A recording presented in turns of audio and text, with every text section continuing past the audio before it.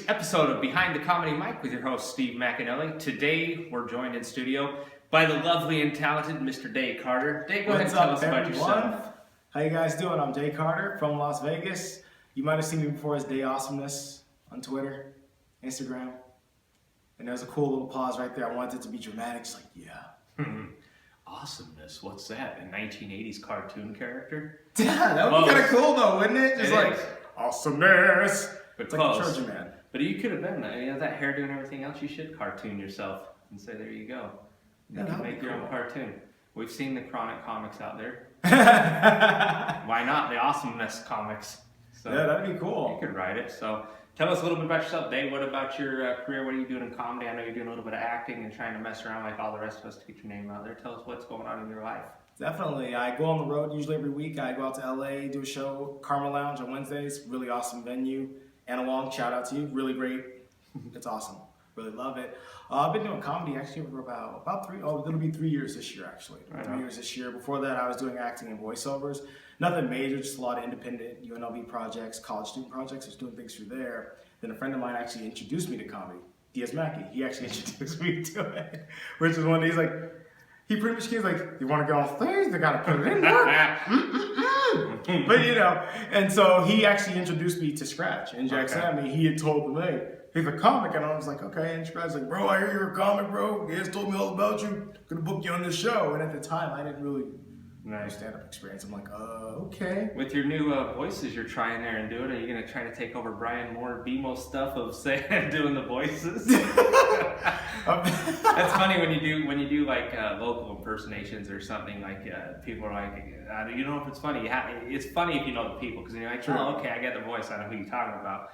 But when if it's somebody famous or something, you throw in like a Barack Obama voice or something, where it's like, oh, okay, I know what he's doing. So I'm not a voice guy like that. So weird part is I've been paid to have my voice on radio. Nice. Here's the funniest thing about like when you're talking about voices. One of the open mics we did a few years ago when we first moved to Vegas. I was up there, and as I'm talking and telling the jokes, there's a lesbian couple sitting in the front row, and they were laughing, having a great time. And then afterwards, I shook their hand. I said, "Hey, thanks for laughing. That was really cool, you guys. I appreciate it."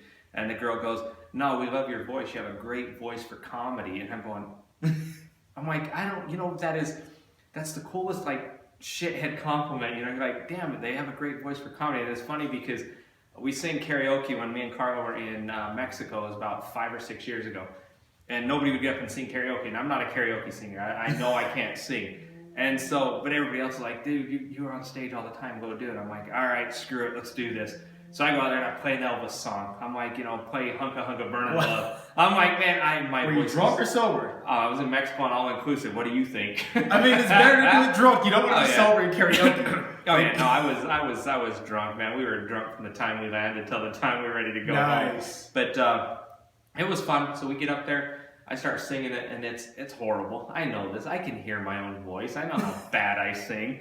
And it's so funny because my wife's sitting next to these people that were within the big group that we were with, and they looked at her and they go, "Man, this dude sucks." And Carla goes, "That's my husband." And the girl goes, "Oh, it's not really that bad." And my wife's like, "No, he sucks." I was like, it kind of reminded me of that when the lesbian couple told me, they said, "You have a great voice for comedy." So I had to make sure to tell Carla, I'm like, "Will you tell this to my wife?" And the girl, she goes, "Your husband has a great voice for comedy," and she remembers this too. She goes, "Yeah, because he can't sing." I'm like, oh man, what a great woman. So that's awesome. I know. So what's good? I know you do a little bit of improv too with your acting. Weren't you doing improv too? In high school and college I did high school, improv. okay. And then sometimes I throw it in there a little bit with my comedy. Sometimes I'll throw it in when I have the room to kind of play around. I'll do that sometimes, which it's fun. I love it because it's just, you get to free fall. It's like free theater. It's just like, let's go all out there, just throw it out and go. I'm not a huge that's kind of gay improv fan. Gay's not all the way gay, just for money. Gay for money. Oh no, I'm not gay for pay. I'm not a huge improv fan, but I mean, I know what people do, they like it. I like stand-up more. It's more of a pure art form that I enjoy because it's one person with a microphone. I enjoy it. Don't get me wrong, there's some really interesting improv people we went and watched, and some of them are really good. You're like, damn, these guys are talented. And girls, some of you say just guys, but guys and girls, there's some really talented ones. It's just true. Yeah, I'm not. Just Serendipity. They're pretty good. But that was Brent McKay's group. Yeah. And isn't Mike Krasner in there too? I think so, yeah. Yeah, a couple of those. And Brett was at the show last night. Did pretty good, man. Awesome. A little Asian panda, funny boy. That was funny. But so what's been some of the influence you have in comedy? Who's been like some of the people you've looked up to that you started watching younger, going, man, I like that guy. This guy's hilarious, and this woman's great. You know. When I was actually younger, it all started with Robin Williams, really. Okay. That's where it all started, because he was doing sounds, and me, I always felt weird, because I used to always pick up people's voices and do sounds and stuff like that. My brother nicknamed me, my older brother, he's like, man, you Police Academy. I didn't know what that meant. Oh yeah, with Michael Winslow. Yeah, I'm like, why is everyone calling me that? Then I got that in school from some of the older kids. They're like, you're the Police Academy. I'm like, what are you talking about? Exactly. Like, I'm not. Yeah, and you know what's weird with with Michael Winslow's career, they did start to try to put him on as like a stand-up comic, and I don't think his comedy career really ever went anywhere. It could have. I mean, I didn't really follow him as a big time fan, but I know his voice sounds and stuff. It was fantastic what he did. But I think when they were trying to throw him on a comedy stage, I don't think it translated enough to what he was doing. But I mean, in Police Academy, it was funny, man. I love those shows. Those movies were great, actually. So. But no, right on. You know, if you incorporate it in there, yeah, it's good. I know you do a little bit of the beatbox and stuff, so nice. Who's been some of the cool people you worked with that you've shared stages with? I know you were with me on the road in Utah, which was fun. Oh, that was awesome. So you had a good time to get to play in front of a sold out room, which is fantastic. That's another thing I love about going back home to Utah is every time I go home, there's everybody that supported me ever since I started doing comedy shows up to come and see me. It's very humbling. It's really cool that you get to see it, and I'm glad you actually got to partake in it too. So it was epic. It was like, whoa. Yeah. It's like, wow, like I want to be able to get that kind of response, you know, later on in my career. Like, let me come back to Vegas, and it's like, oh, cool, it's sold out. Oh yeah, no, it'd be cool, and I hope that's, you know, I wish that the best for everybody that we're friends with that do comedy and stuff. I love to see people succeed. You know, and that's what I hope. So what's been some of your best rooms and moments? I know you've gone from LA to Vegas.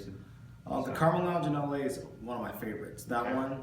I've also got to do the Universal Bar and Grill. This is a couple of years ago on the road. I just did that one in December. That was amazing. It's a fun little room. Don't get me wrong. And the people that run it are really cool people. A lot of the LA comics that hang there are really great. It's so funny that you've got this little shithole of a bar right next to NBC Universal building, just right there in the shadow, and you're going, why don't somebody come over here and watch some of these people, how amazing they are? It's like, you look out the door and you're going, there's $1 billion corporation, and here you are bitching about a $2 PVR that you barely have the money for. You're like, dang it. I know, but it was fun. So the Universal Bar and Grill, the people that are always down there with Ryan Tomlin and Chris Boutro and those guys are always, they do a good job with bringing people in, and it's fun. And Quincy Johnson's always in there too. Oh, he's a beast. So yeah, it's always fun when we showed up down there. Not too many people knew we were going to be there, and it was kind of funny to look on some of their face. And I walked in, they're like, "What the hell are you doing here?" And it's like, I got invited to do the show, and so it was fun. Yeah, it was cool. So what other rooms in besides? Plenty of the ones in Vegas. I love K-Town. Was awesome. K-Town comedy, see. It's my favorite show, man. That will always be my baby. That thing ran for 6 full years. Yeah, Club DJs. That was a pretty cool place. I like that venue. Yeah, and the bad thing is DJ shut down. I think you were actually on the final show with me. Yeah. That was the final show, which is weird because they got to be on the final show with me. And it started out as a $2 show on a Thursday night, and the first night we ever did that, there was 300 people that showed up. Wow. It was packed. You couldn't even get in. And it was amazing because, a lot of people... it took off because people that grew up in that area that knew me, they're like, yeah, we know he was a smart ass, let's check this out. And a lot of people, it's kind of weird because I know when you go to different parts of the country, a lot of K-Towns, like, that's their Korea area, Koreatown. Yeah, that's just like in LA, like K-Town. You mean Koreatown? I was like, no, I mean K-Town. Yeah. It's Salt Lake City, Taylorsville. Oh yeah, it's a little bit different. And the K that most people don't understand, it actually stands for Kearns, because that's the name of the city or the town, and that happens to be the name of my high school. And a lot of those people that were at that show were people we grew up with, so it's kind of cool to watch people come back and see you. But yeah, you got to be on that